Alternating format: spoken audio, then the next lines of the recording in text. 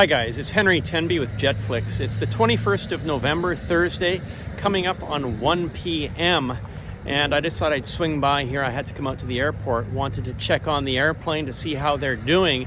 And it looks like they've made some good progress. So I'm going to just take you in there with my camera and you guys can have a look with me. And I think it's a good sign. Let's check it out.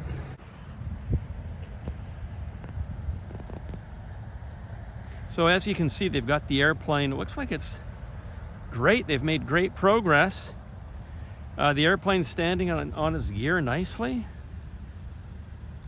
The main gear, it's standing on its main gear. They've extricated the airplane out of the ground. So that's great news. But look at the damage on both of the forward nacelles of the engines. So there's a bit of damage there. Obviously there's still debris on the wing surface. But you see they put the deck tread down. I mentioned that in my video or in my comments that they were going to have to put deck tread down like what they used in Vietnam for portable runway surfaces. And then they're going to roll it on that deck tread. Yeah, they're using backfill, and no, they've made great work. They've done absolutely great work. Fantastic work. So, but as I predicted when I filmed a couple days ago, it's a multi-day process for them to get the airplane out of here, for sure. Multi-day process. They've got an aircraft tug there. So, I'm guessing within the next day or so, the airplane will be out of here.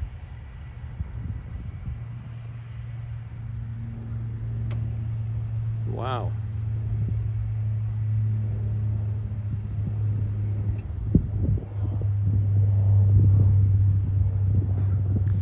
Yeah, at least we know that the front gear is able to take the load of the airplane. So that's a good sign for sure. Slightly different view here. Oh, they're moving the airplane. Look at that. Wow. Wow.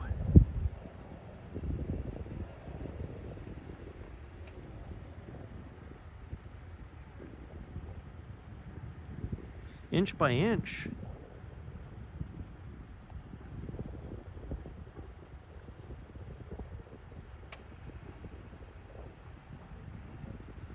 Can't believe we're here to be able to see them moving the airplane. That is absolutely fantastic. I mean, the sooner they have the airplane out of here, the sooner they'll be able to have this a runway back in operation. To me, it looks like they're going to have the airplane gone today, now that I can see that they've actually moved the airplane right here, right now. I mean, spectacular. But yeah, it's obvious they had to close the runway. I mean, look at the tail's 50 feet up in the air. There was no way they could have maintained aircraft operations off this, in and out of this runway with a 50-foot obstacle like that sitting there. It's not going to happen. Wow.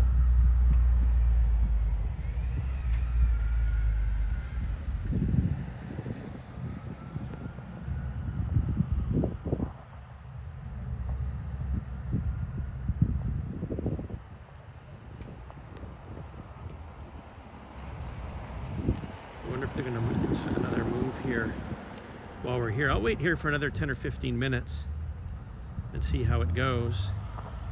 Quite a crew of human resources involved to make this happen, though, that's for sure.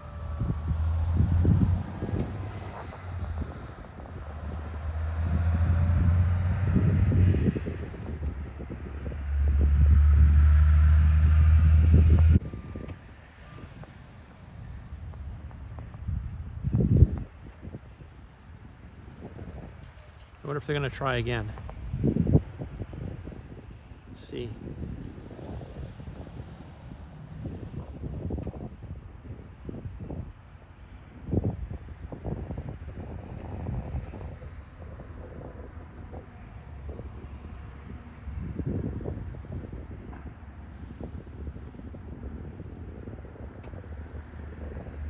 Well, this gives us an interesting different view here of the engine.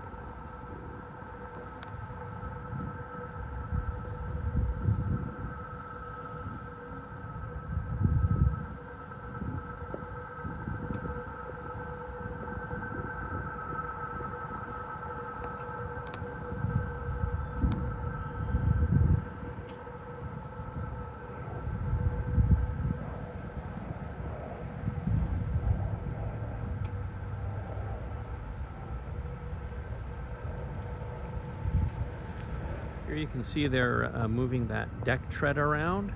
The deck tread is what's used to create a solid surface on a soft surface. So they used these kind of treads in the Vietnam War to create airstrips in the jungle. So basically those treads allow them to drive heavy equipment, even airplanes, on soft dirt surfaces.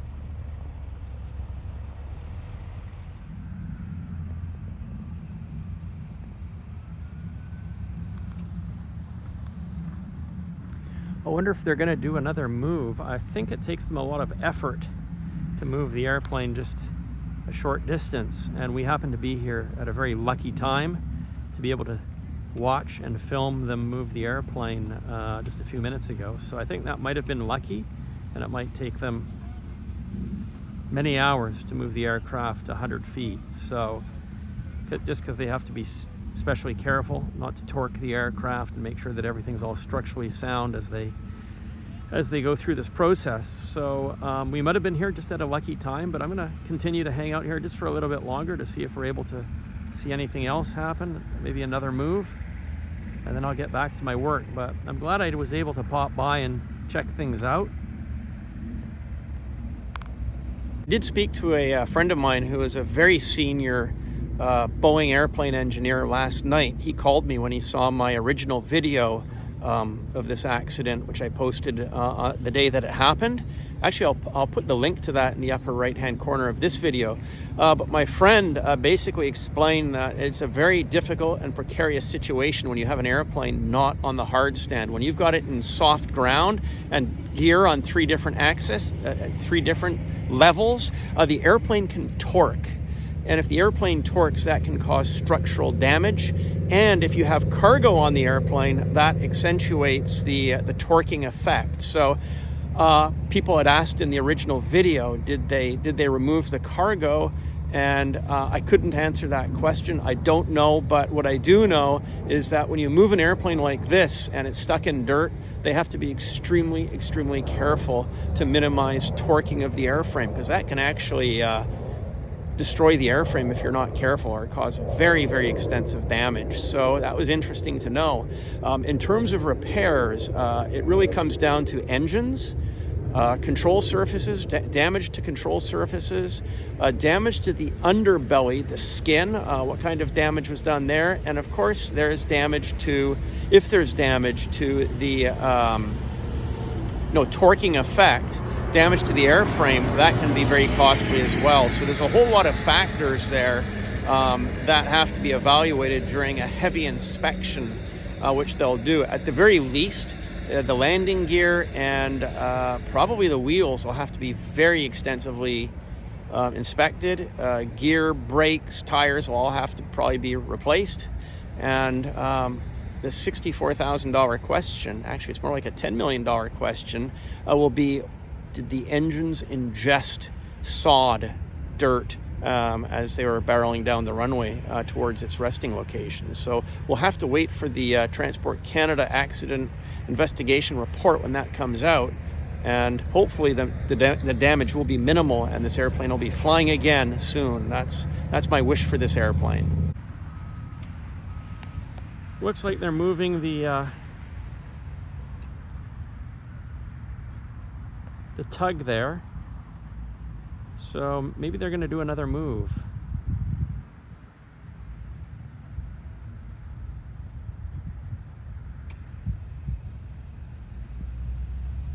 That tug is maneuvering around. So yeah, they could be setting it up to do another push. So we're just going to wait and see how it goes.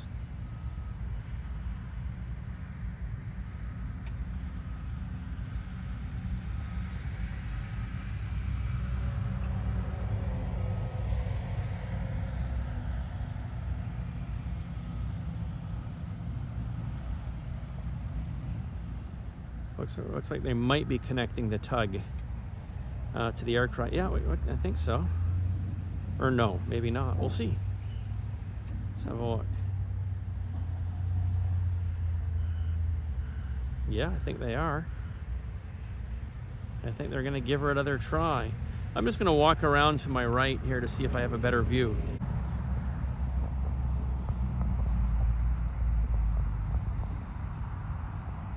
I think they might be ready to give it another try, so let's see what happens.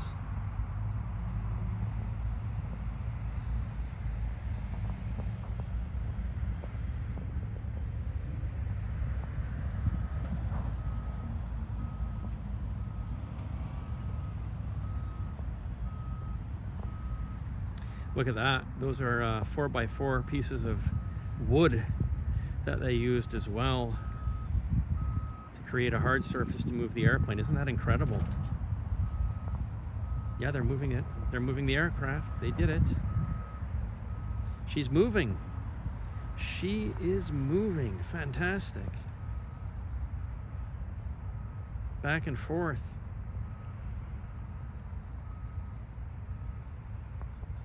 Everybody's watching with bated breath here. Wow. Wow.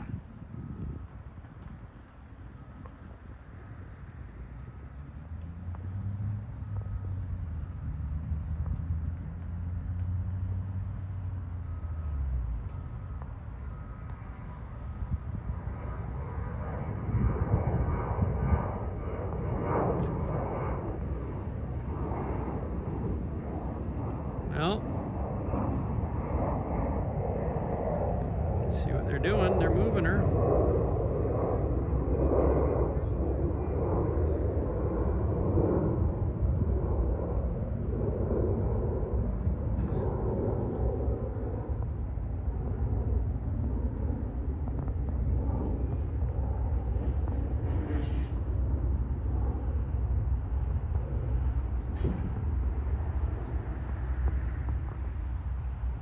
Wow.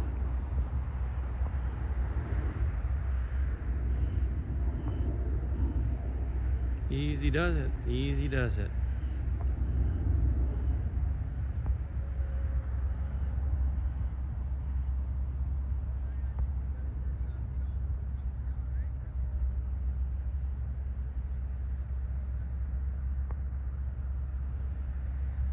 I should have been doing this as a live show.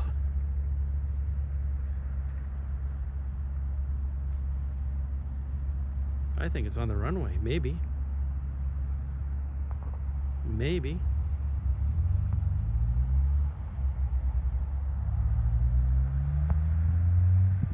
The airplane has been released from its bondage of the wet and soggy field.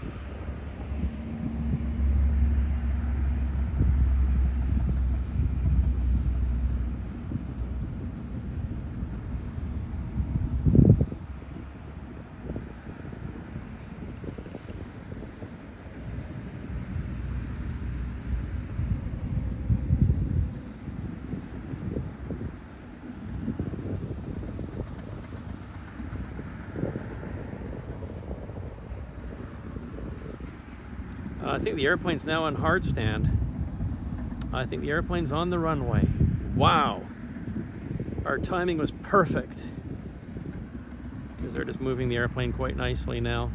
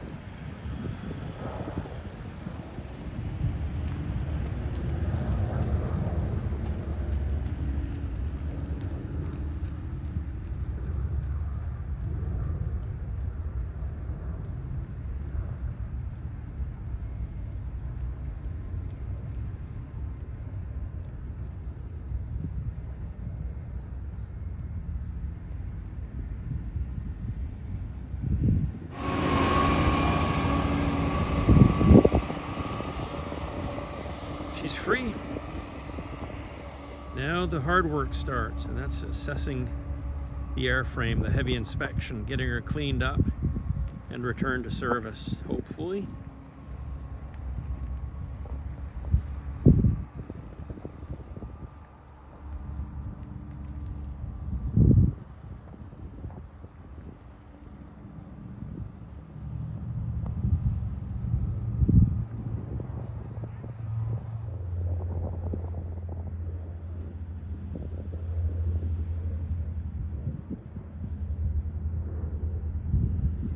Yeah, they're definitely pushing the aircraft right on, that's on the runway there, or taxiway. I think it's the runway, actually. So they're just actually gently pushing the aircraft backwards right on the runway, hard surface.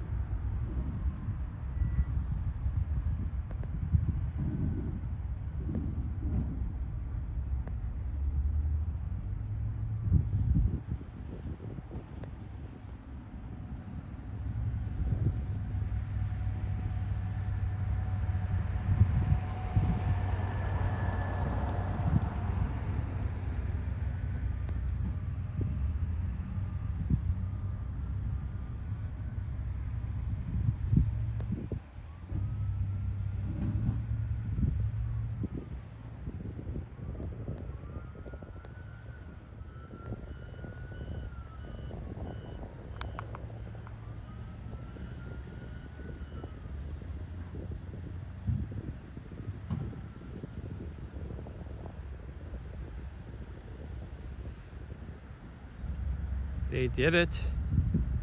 Mission accomplished. Mission accomplished. I expect they'll have this runway back in operation maybe by later this evening.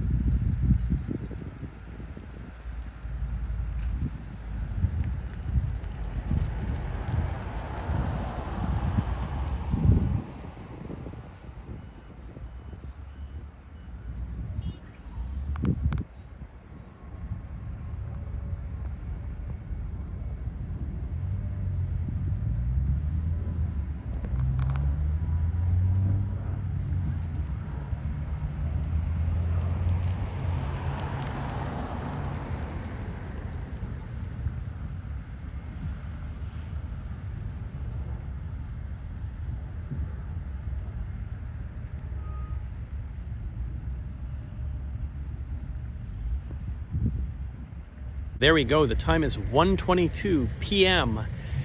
and the aircraft is now on the runway. It's being supported by its three main gear, which are visibly intact anyhow, so I'm hoping it's a case of all's well that ends well. This has been the story of the Amazon Prime Boeing 767 cargo jet that's operated by Canadian Airline Cargo Jet that basically ran off the end of the runway here a couple of nights ago.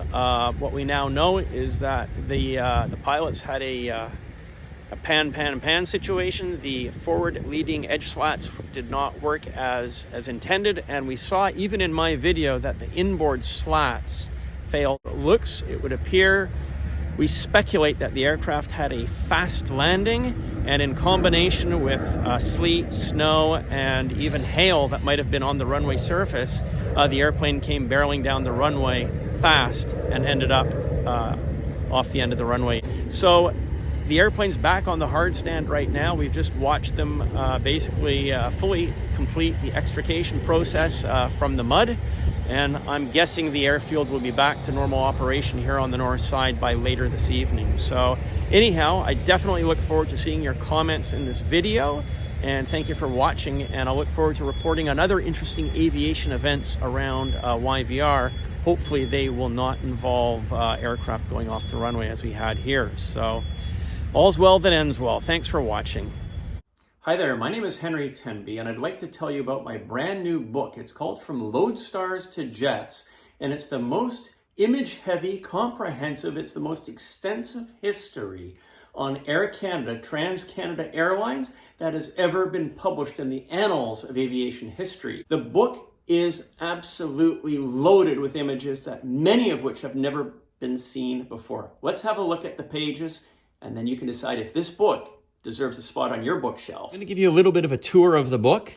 Isn't that gorgeous? It is printed on 105 GSM paper, so it's super high quality paper. It is absolutely loaded with images. As I say, there are approximately 600 images, just under 300 pages. Many of these images have never been seen before, and the stories that are within these pages, many of them have long been forgotten, and it is information that is absolutely fascinating relating to engineering and fleet planning and fleet development issues at Trans-Canada Airlines. Look at that Viscount wing structure design, feathering system. We've got a section on the Bristol Freighter, some face changes around TCA engineering, and then sections on the Connie. Models make moolah, of course, for you aircraft model fans. Whole sections on the Connie North Star. There we go. Engineering Department, 1950. Fabulous shot taken at, where's this? Cartierville. Absolutely gorgeous. And this will take you back to the good old days of Trans-Canada Airlines. As I say, I believe this is the most comprehensive history on Trans-Canada, Avro jetliner, that's right. Trans-Canada Airlines is instrumental in the development of this aircraft. Of course, up to the jet age, the introduction of service to the DC-8s, and other airplanes that were considered by TCA at the time. This is not the same old Air Canada history that we've seen many times over the decades. This is all brand new information, brand new stories. I've posted a link in the upper right-hand corner of this video that'll take you to the book information and order page. Also, I should point out that time is of the essence. Limited production on these books. Once they're sold out, they're probably sold out forever. And I hope you will enjoy the book as much as I enjoyed putting it together. Thank you very much.